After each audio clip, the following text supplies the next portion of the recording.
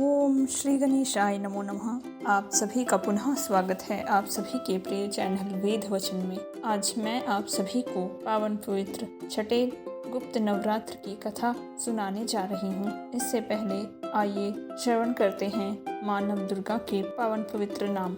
जय माँ शैलपुत्री, जय माँ ब्रह्मचारिणी, जय माँ चंद्रघंटा, जय माँ कुष्मांडा, जय माँ स्कंध माता, जय माँ कात्यायनी, जय माँ कालरात्रि, जय माँ महागौरी, जय माँ सिद्धिदात्री, मानव दुर्गा माता वैष्णवी। आप सभी को मेरा कोटि कोटि प्रणाम।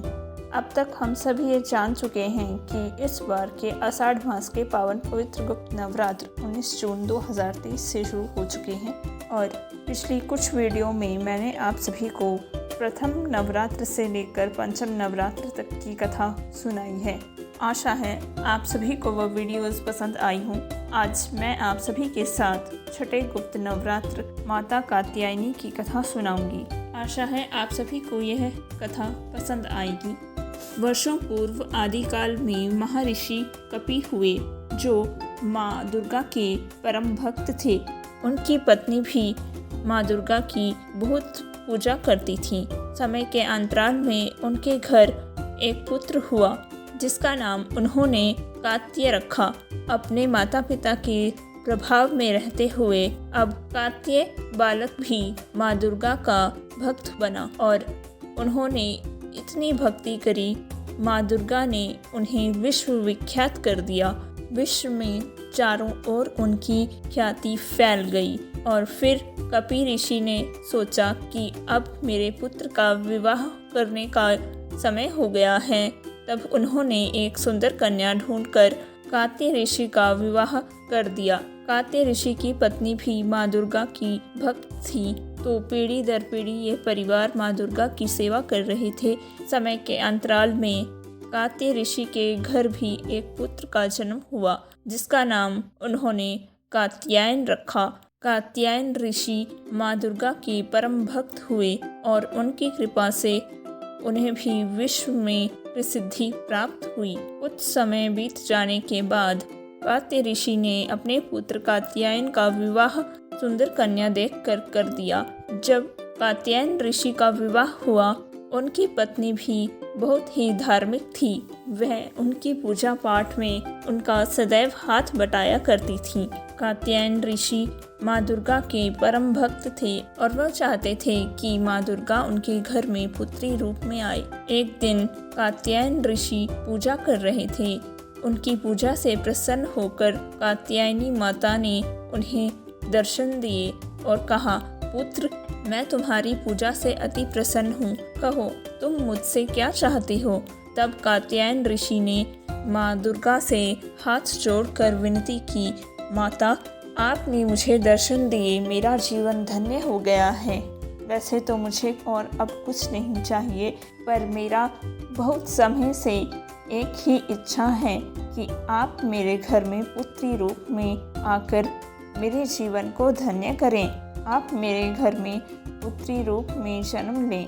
इस पर माँ कात्यायनी कात्यायन ऋषि का आग्रह मान लेती हैं और उनके घर में समय के अंतराल के पश्चात कात्यायनी माता का जन्म होता है।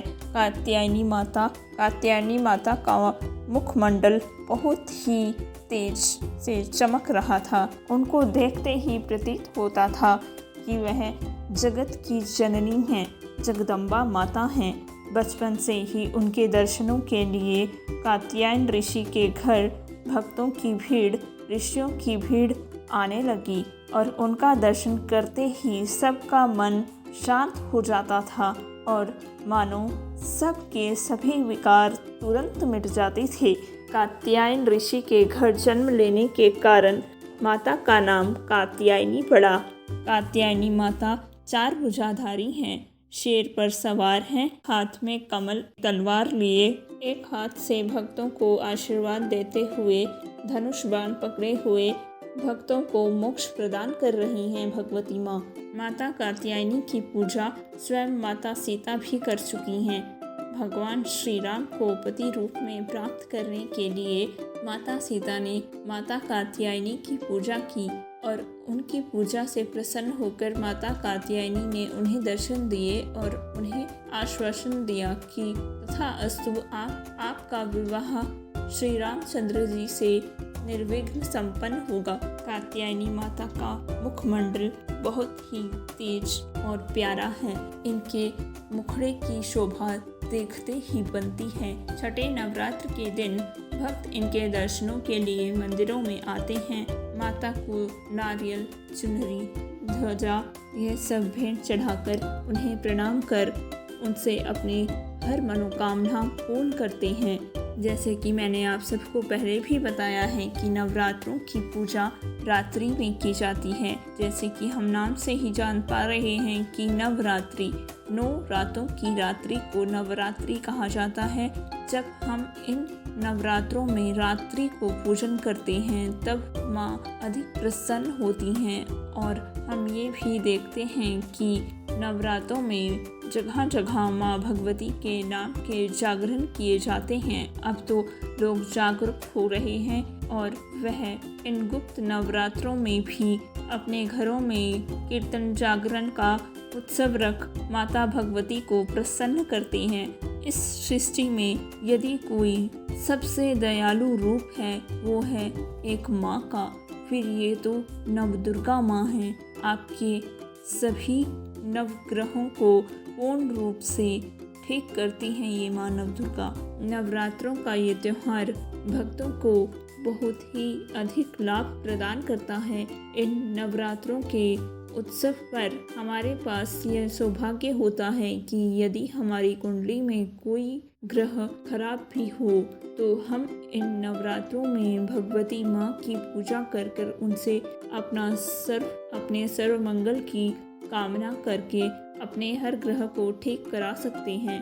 यहाँ मैं आप सबको बता रही हूँ कि भगवती माँ की पूजा नवरात्रों की रात्रि में की जाती है, परंतु भगवती माँ अपने मुख से एक बात स्पष्ट कर चुकी हैं कि यदि कोई मनुष्य अपने माता पिता की सेवा सच्चे मन से करता है और वह और कोई पूजन करने में असमर्थ है तब भी मैं उस पर अति प्रसन्न रहती हूँ, क्योंकि धरती पर सर्वप्रथम माता पिता ही भगवान हैं। जो मनुष्य अपने माता पिता की सेवा सच्चे मन कर्म से करता है उस पर ईश्वर स्वयं प्रसन्न हो जाते हैं। उन्हें और कोई पूजा पाठ अच्छे से आता हो या ना भी आता हो, वह थोड़ा भी पूजा पाठ करते हैं उनके पूरे जीवन को संवार देती है भगवती माँ। यह थी पावन पवित्र माँ कात्यायनी की कथा जो मैंने आप सबको कह सुनाई। आशा है आप सबको यह वीडियो व कथा पसंद आई हो। यदि आप सबको यह वीडियो व कथा पसंद आई हो तो अपने चैनल को सब्सक्राइब व लाइक करना ना भूलें। आपके लाइक्स और सब्सक्राइब्स हमें अधिक से अधिक अच्छे से अच्छे वीडियोस आप तक पहुंचाने के लिए प्रेरित करते हैं। आप हमारा परिवार हैं और परिवार एक माला की भांति होता है जिसे पिरोकर रखा जाता है। यदि आप किसी विशेष विषय में मुझसे वीडियो चाहते हैं वह भी आप कमेंट बॉक्स में लिखकर हमें बता सकते हैं। मैं आप सबको अपने ज्ञान अनुसार उस विषय में जानकारी अवश्य प्रदान कराऊंगी। आप सबका साथ हमारे लिए अति आवश्यक है और हमें प्रसन्नता से भर देता है। मैं शीघ्र ही आप सबके साथ सप्तम नवरात्र माँ कालरात्रि की कथा भी लेकर प्रस्तुत होंगी। तब तक आप अपना बहुत ख्याल रखिएगा। धन्यवाद। राधे राधे। सत्य सनातन धर्म की जय। मैं माँ कात्यायनी से प्रार्थना करती हूँ कि माँ कात्यायनी आपकी हर मनोकामना शीघ्र पूरी करे। जय माँ कात्यायनी, जय माँ नवदुर्गा, जय माँ वैष्णवी। राधे राधे। सत्य सनातन धर्म की जय।